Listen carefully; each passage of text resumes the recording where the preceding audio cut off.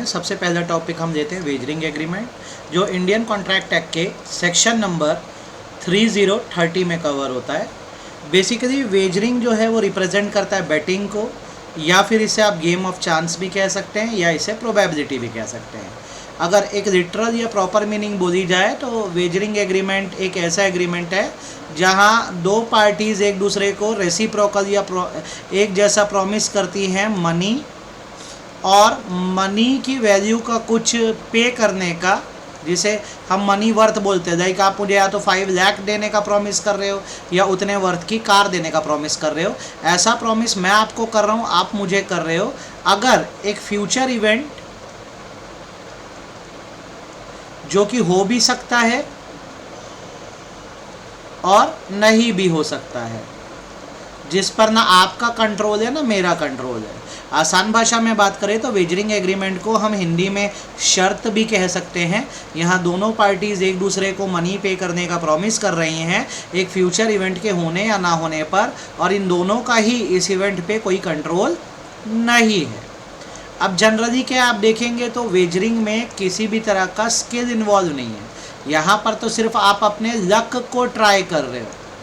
तो अगर आप बहुत ज़्यादा अपने लक पे ही डिपेंड होने लग गए तो आपको इसका एडिक्शन हो जाएगा, और एक बार यदि एडिक्शन हो गया तो लूज़ होने पर आपका बहुत नुकसान हो सकता है।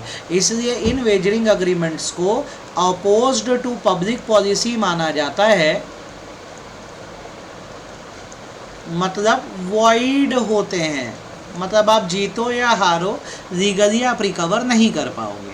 अब हमें एग्ज़ाम क्वेश्चन कैसा आ सकता है कि जैसे define wagering agreement, wagering agreement को डिफाइन करो और इसके कैरेक्टरिस्टिक्स बताओ, कैरेक्टरिस्टिक बताओ।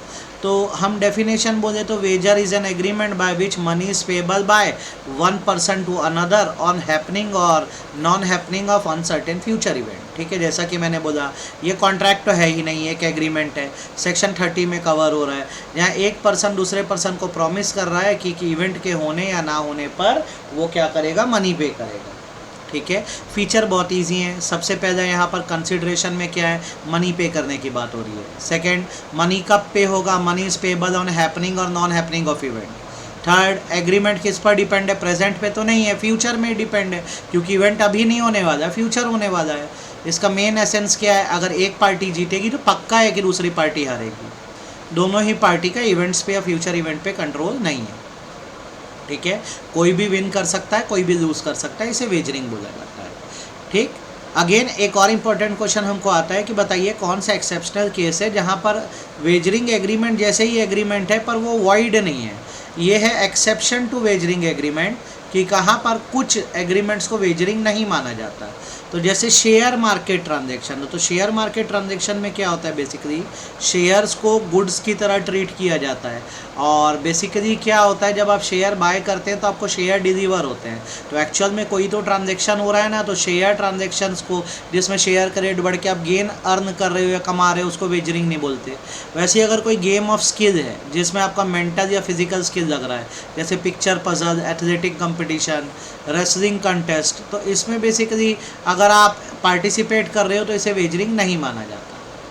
थर्ड, कुछ स्टैट्यूटरी एक्सेप्शन होते हैं। स्टैट्यूटरी एक्सेप्शन मतलब बेसिकली ये होता है कि जैसे एक हॉर्स रेस है, ठीक, ध्यान रखिएगा, एक हॉर्स रेस है जिसमें रिवॉर्ड अमाउंट 500 और से अपवर्ड का है, तो इसे वेजरिंग नहीं माना जाता। चलिए रिपीट करते हैं, शेयर्स ट्रांजैक्शन वेजरिंग नहीं है, जहाँ पे स्किल इन्वॉल्व है वो वेजरिंग नहीं है। ठीक, जहाँ पर हॉर्स रेस है जिसकी वैल्यू 500 रुपये के ऊपर है वो वेजरिंग नहीं है। देन कॉन्ट्रैक्ट ऑफ इंश्योरेंस जो होते हैं वो कंटीजेंट कॉन्ट्रैक्ट होते हैं, जहाँ आपको रिस्क से प्रोटेक्ट किया जाता है, वो भी वेजरिंग नहीं माने जाते। देन अगर ऑथराइज लॉटरी है, मींस गवर्नमेंट की तरफ से लॉटरी खिलवाई जा रही है, तो उसे हम बेसिकली वेजरिंग ट्रीट नहीं करते। देन आते हैं स्पेक्यूलेटिव ट्रांजैक्शन। स्पेक्यूलेटिव ट्रांजैक्शन का बेसिकली मतलब होता है म्यूचुअल इंटेंशन से दोनों पार्टीज़ डील कर देती हैं कि फ्यूचर डेट पर किस गुड्स को किस प्राइस पर बाय करेंगे और सेल करेंगे, इससे स्पेक्यूलेटिव ट्रांजैक्शन बोला जाता है। तो चलिए रिपीट करते हैं, वेजरिंग में नहीं आता share market transaction, game of skill. ठीक, कुछ एक्सेप्शन है जैसे हॉर्स रेस 500 रुपीज़ के ऊपर की तो नहीं आती, कॉन्ट्रैक्ट ऑफ इंश्योरेंस नहीं आता, अगर लॉटरी एग्रीमेंट गवर्नमेंट की तरफ से ऑथराइज है तो नहीं आता। स्पेकुलेटिव ट्रांजैक्शन मतलब फ्यूचर में गुड्स की बाइंग एंड सेलिंग नहीं आती। अब इससे कई बार हमें एक अलग तरह का क्वेश्चन हो आता है कि अगर मान लो कोई एग्रीमेंट है जो वेजरिंग के साथ कोलैटरल है तो उसका क्या होगा। तो आप ना पहले यहाँ पे वेजरिंग का लीगल इफेक्ट देख लो। जब आप वेजरिंग का लीगल इफेक्ट कहते हैं तो देखो बहुत सिंपल सा इफेक्ट है कि हमारा जो वेजरिंग है ना वो ऑल ओवर इंडिया वॉइड है। कॉन्ट्रैक्ट एक्ट के हिसाब से ऑल ओवर इंडिया वॉइड है, मतलब कोई लीगल इफेक्ट है ही नहीं, ठीक, एक्सेप्ट महाराष्ट्र एंड गुजरात जहाँ पे कॉन्ट्रैक्ट एक्ट के हिसाब से वेजरिंग को इलीगल माना गया है। तो पहले तो ये वेजरिंग का लीगल इफेक्ट हो गया। अब जैसे कोलैटरल आपको मैं कंसेप्ट समझा दूँ, याद दिला दूँ। कोलैटरल मतलब एडिशनल ट्रांजैक्शन होते हैं। अगर कोई ट्रांजैक्शन वैलिड ट्रांजैक्शन है तो उसके साथ जो CL मतलब कोलैटरल ट्रांजैक्शन होगा वो भी वैलिड माना जाएगा। सिमिलरली अगर कोई ट्रांजैक्शन वॉइड ट्रांजैक्शन है तो उसके साथ CL मतलब कोलैटरल ट्रांजैक्शन अगेन वैलिड ही होगा। और अगर कोई ट्रांजैक्शन इलीगल ट्रांजैक्शन है तो उसके साथ जो कोलैटरल ट्रांजैक्शन CL होगा उसको इलीगैलिटी से जोड़ के देखा जाता है, मतलब वॉइड माना जाता है। इसे हम टेंटेड विथ इलीगैलिटी भी बोलते हैं, ठीक है। मैं दोबारा बोल दूँ, कोलैटरल ट्रांजैक्शन मतलब वो ट्रांजैक्शन होते हैं जो ओरिजिनल ट्रांजैक्शन के साथ अटैच्ड रहते हैं। तो वैलिड के साथ अगर कोई कोलैटरल ट्रांजैक्शन अटैच है तो वो वैलिड ही है। वॉइड के साथ भी कोई कोलैटरल ट्रांजैक्शन अटैच है तो वो वैलिड है। इलीगल के साथ कोई कोलैटरल ट्रांजैक्शन अटैच्ड है तो उसको वॉइड माना जाता है। अब यहाँ क्वेश्चन क्या दिया है, मिस्टर एक्स ने 10,000 रुपीज़ लेंड करे मिस्टर वाई को ताकि वो बेट कर सके मिस्टर सी के साथ। तो अब यहाँ पर ये जो आप देखेंगे ना, वाई और सी के बीच जो ट्रांजैक्शन है वो वेजरिंग एग्रीमेंट है, बेटिंग है। और इसके लिए पैसे किसने दिए, मिस्टर एक्स ने 10,000 रुपीज़। तो ये कोलैटरल ट्रांजैक्शन है जो एक्स एंड वाई के बीच में है। अब जैसे कि आप जानते हैं कि वेजरिंग क्या होती है, वॉइड होती है।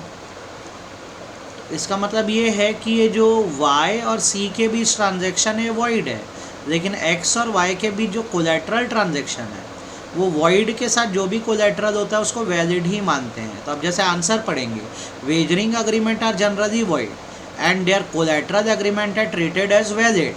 However in case where the wagering agreement is regarded as illegal, जैसे कहाँ पे, महाराष्ट्र गुजरात में, agreement collateral to such agreement shall also भी regarded as illegal and void.